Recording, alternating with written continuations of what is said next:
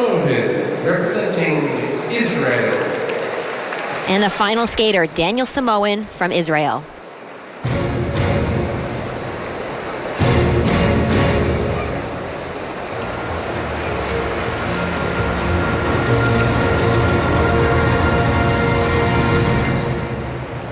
Last year, Daniel had a major come-from-behind win at the Junior World Championships, becoming the first Israeli skater to medal and win in the men's event at the Junior Worlds.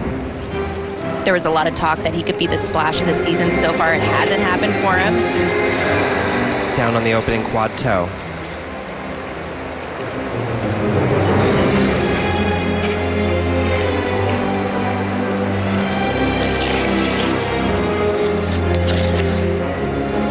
Gets another shot at a quad here, but this time a quad sow. Oh, sometimes when you try to hold on to that and it curves too much, you just slip right off your edge.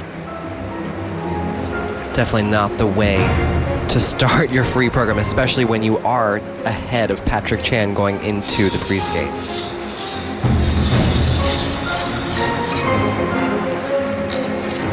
It is encouraging, however, though, to see two Israeli entries in the men's events throughout the Grand Prix. Alexei Buchenko won the bronze medal at the Grand Prix of Russia. Wonderful to see developing countries having a chance at the Grand Prix level. Major mistake there, was hoping for a triple axel, only a single. He is just giving points away.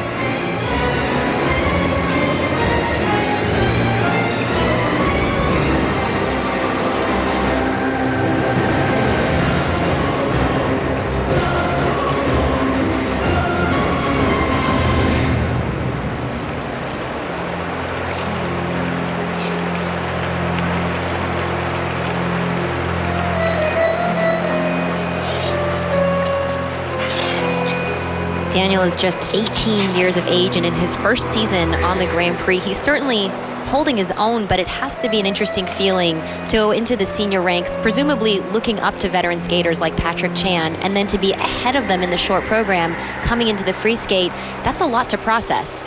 Leading people that you don't expect yourself to be leading quite yet is always a really jarring experience. When you do move up into that senior level and are competing against your heroes, the people that you've looked up to, the people that inspire your own skating, it can really get to your head.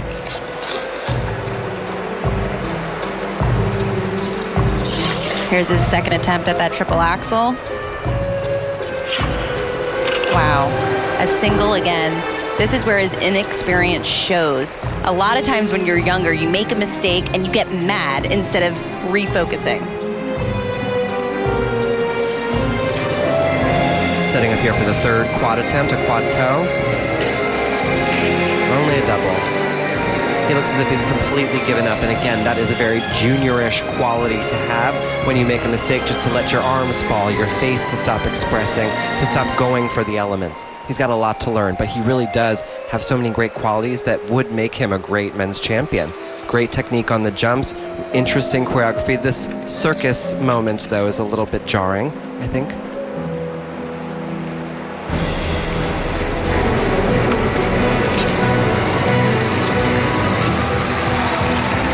Well, he finally came back at the very end of his program. That was a nice jump sequence.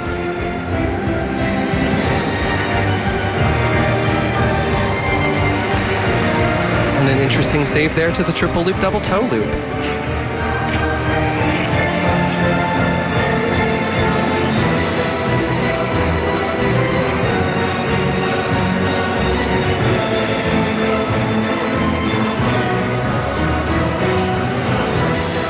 In a system where every single moment, every step, every edge, every spin, every jump is important, you can't be giving things away.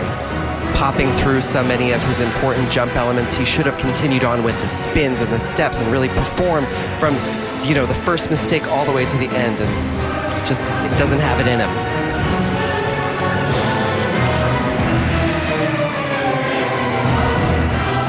There for him. He still just has this untamed kind of wild talent. A fight to the finish for Daniel Samohin. We'll wrap up the men's free skate when we return. Back to wrap things up from China, the men's final results. Daniel Samohin, whom we just saw, finishes in 8th place, but Patrick Chan of Canada comes away with the gold. And now a look at the overall Grand Prix standings. You see they're highlighted in yellow. Fernandez, Chan, and Uno all guaranteed a spot in the final. Adam Rippon from the United States on the bubble right now. But look at the remaining competitors in this Grand Prix series still to come next week in Japan. So